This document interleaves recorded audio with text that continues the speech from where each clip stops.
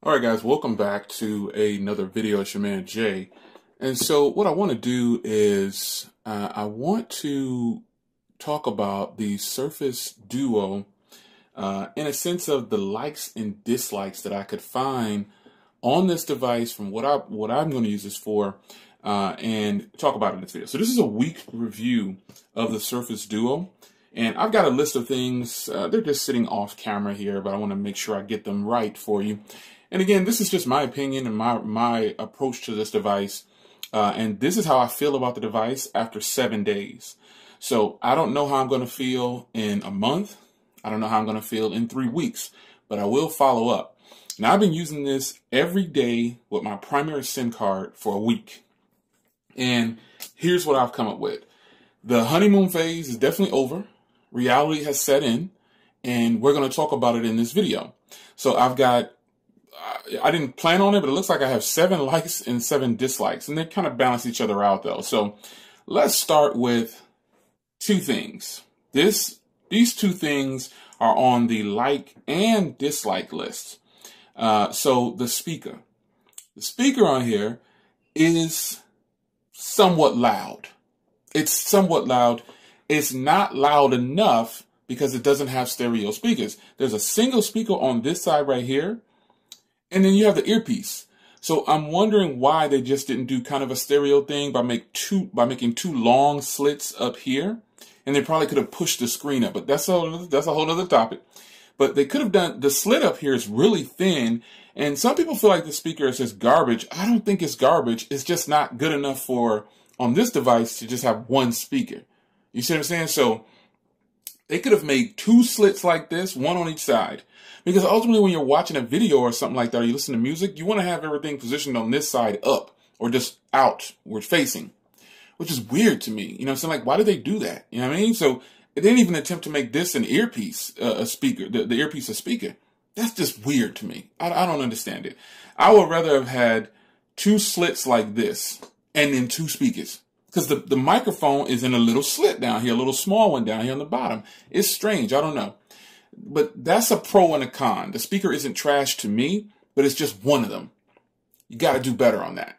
Now, the other thing that was on both lists is the camera. The camera isn't bad. It's just not $1,600 good. Simply put, it's just not good enough for what this price point is. So it's good. I did a video review on the cameras. I did a vlog. I keep saying cameras, but it's only one. So it's great for video chat. Duo on this thing is incredible, folks. It's incredible. And then video vlogs, I think, are great.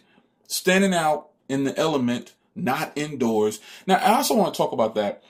I talked about having done video indoors, and I said it wasn't that great. It's not bad video indoors. It just wasn't really good. And some people are asking for that footage.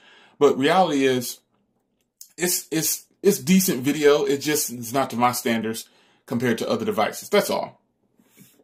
But the cameras are on the pro and con list. So that's 2 and 2. Now let's get back to the dislike. A dislike for me is a simple one. You know, this is my list. If you think it's petty, then that's cool. But to take a screenshot, you got to continuously take the full display, even if you don't want to. Like, they didn't think this through. See how it's the full display? Right? And so then when I put this over like this, and I do a screenshot, this idiotic thing takes the full display again. It's the full display. Look at this.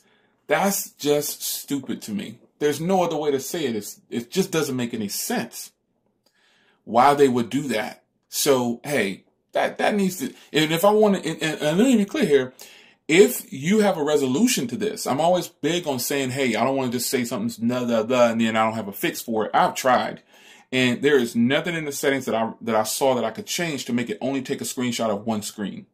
So help me with that. Help me. Help me. You know what I'm saying? Help me.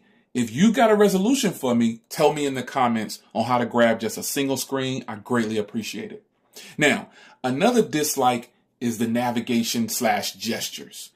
As you can see in this video, I actually have the buttons turned on because the gestures on here just suck. And then even when I have the gestures turned, now that I have them turned off, sometimes the navigation buttons mess up. They mess up and they don't stop what I'm doing, or they don't switch like I wanted to. It's just weird. It definitely needs some work. The point is, I don't want to use buttons on a device that I've gotten. You know how long it took me to get away from buttons? You guys, if you've been following me for a minute, you know that I just recently switched over to using gestures full time on Android. I would only use gestures on iOS because I had to, and I liked how smooth and fluid they were. But I just recently switched to using them on Android full time, and now I'm back to using them the buttons on here. It's just weird, man. It's weird. It's weird, and I don't understand it. I don't understand. Yeah. So an example is like I could be trying to do something and it'll just jump over to the screen. I'm like, what the heck? It's just weird. Little quirks and things here. Just if you have this device, I'm sure you've experienced it. Now, software is another con for me right now. It's another dislike for me right now. It's buggy. It's got too much going on to where things just crash or they jump around like something as simple. I saw this guy making a video. He's like, you got to switch it fast. He was saying, switch it her real quick and then double tap and it'll work every time. Well, no, it doesn't work every time. It doesn't. He was also talking about the cameras. If you want to use the camera, you got to hurry up and do it real fast. I shouldn't have to. I should be able to just flip it. Boom, done, got it, good. You see what I'm saying? It should just work. But it doesn't. And that's just a couple of things I wanted to point out. The software, it needs some serious improvements, big time. And I think a reason why this software is struggling, another dislike, is the RAM. This only has 6 gigs of RAM, folks. This thing should have had 12, period. Should have had 12. No ifs, ands, or buts, period. I won't accept anything less. I won't. You got phones out there with 12 gigs. And they're not even considered multitasking beasts. You understand what I'm saying? Yeah, no. This should have 12, period. Because that's probably more than likely one of the reasons that this software bogs down too soon, and you might have to restart your device or keep clearing it out. I've gotten used to clearing it out, you know what I'm saying? And then I just reboot once a day if I need to, or more than that if I need to. It's unacceptable. You know what I mean? And the last thing, obviously, is the price. This obviously is way overpriced. When I compare it to other dual screen devices, it's totally not worth it. I'm being 100% honest. And this shouldn't shock you. I'm going to say the same thing about the Z Fold 2. When mine comes in, it's definitely not worth it. Now, even though I didn't pay that high price for the Z Fold 2 5G, it's still not worth $2,000. $1,000 tops. And that's what I ended up getting mine for, half cost. Period. So I tell you guys, those are the things that I've pointed out that I consider to be a negative at this point. Now, let's switch gears and talk about some positives. Battery life. Battery life on this thing is absolutely great. I have gotten 7 hours of screen on time, I think, at one point. I think I got 7 one time. I think I got more than 7, but I'm getting decent, like really solid battery life. Here it is with 50%. And I've got 15 hours in and 4 hours and 15 minutes of screen on time. Here you go right here, 26, 6 hours and 40 minutes. So I'm getting decent battery life. Decent battery life. I mean, I didn't think this phone would have this good a battery life, to be honest. I really didn't. I was kind of shocked. I was like, wow, this thing actually has great battery life. I'm surprised. So battery life, fantastic. Because he's thin. That's the next thing, the hardware, build quality. This is top-notch, by far, the best build quality I have found on a device that I've picked up. It is so thin. And it's not just that it's thin, it just feels fantastic. It feels like it costs $1,600. How about that? It feels, and it just feels like it costs $1,600 and it looks like it costs $1,600. And the hardware is definitely worth about $750 alone. You know what I mean? That's about the best way I can put it. $750 for the hardware alone. Yeah, it's pretty nice. So the screens. If you don't know, these screens are technically Quad HD. So let me get into something here. Let's go to GSM Arena. And we're going to go ahead and well, it worked on the first go around. I can't believe it. Man. We're going to go ahead and get into the Surface Duo. And we're going to look at the resolution here on the display. Look at that resolution, 1800 by 2700. You know, that is in fact Quad HD status, because you can put videos on the YouTube app in Quad HD, and the 1440p, and they look fantastic. They look great, period. So also having dual screens allows you to do this right here. You have full size apps. It's going to give full blown windows. You know what I mean? Like, it's like having two phones. It's good. That's a good thing.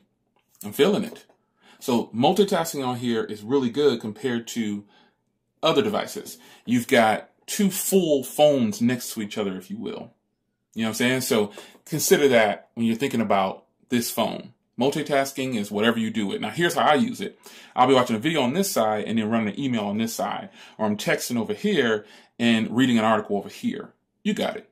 Media consumption is pretty nice on here because I can sit it down in tent mode and get my grind on and just use it like this. Or I could have it like this, where I'm watching a video like this. It's nice.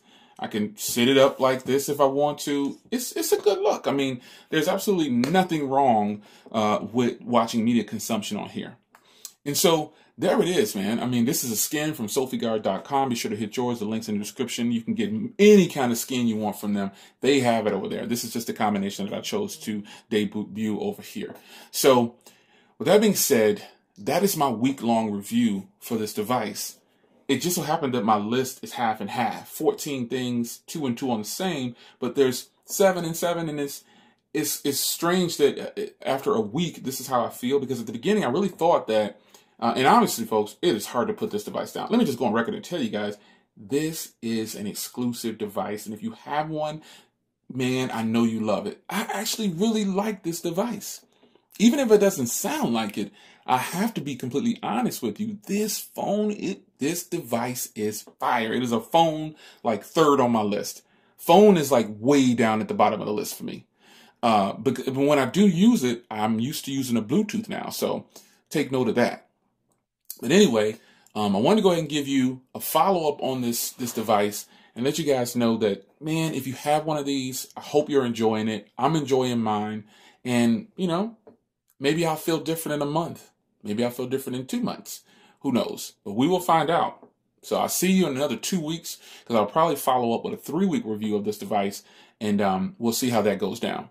It's your man Jay. Hope you guys enjoyed, and I will see you guys in the next video. This video, by the way, was recorded on the LG Velvet. What do you think?